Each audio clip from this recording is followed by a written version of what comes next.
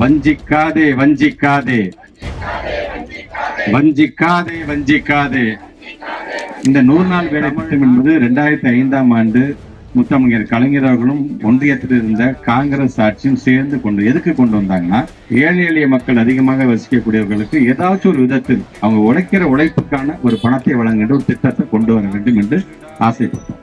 ஆனா இன்றைக்கு மோடி அரசாங்கம் வந்ததுக்கு பிறகு அதை முழுமையா ஏன் படிப்படியா இதை குறைச்சிக்கிட்டே எப்படியாச்சும் நிறுத்திட வேண்டும் என்கின்ற ஒரு எண்ணத்தில் இவங்க செயல்பட்டு கொண்டிருக்கின்றார்கள். அதனால நம்முடைய தமிழ்நாட்டுக்கு வர வேண்டிய பணம் கிட்டத்தட்ட 4034 கோடி ரூபாயை மோடி அரசு நீ கொடுக்காம நிறுத்தி வச்சிருக்கு. என்னாச்சு எங்க பணம், என்னாச்சு எங்க பணம்?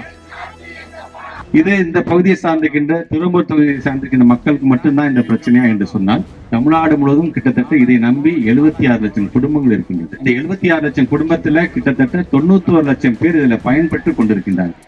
இந்த திட்டத்தை முழுமையாக நிறுத்தக்கூடிய அளவில் இன்றைக்கு ஒன்றிய அரசு இன்னைக்கு ஈடுபடும் பொழுதுதான் தமிழ்நாட்டுடைய முதலமைச்சர் போய் மக்களிடம் எடுத்து சொல்லுங்கள், இப்படி போராட்டம் நாம் நடத்துகிறோம் என்று சொன்னால், குறிப்பாக இந்த செய்தி எங்க போகும்னா ஒன்றிய அரசை சார்ந்திருக்கிற மோடிக்கு போகும். ஒரு தமிழ்நாடு முழுவதும் இவ்வளவு பெரிய பிரச்சனையா, இந்தியா முழுவதும் இது பிரச்சனையா என்று சொன்னால், அட்லீஸ்ட் அப்படின்னாச்சும் அவங்க மனம் இறங்கி நமக்கான 4034 கோடி ரூபாய் அவர் வழங்க வேண்டும்.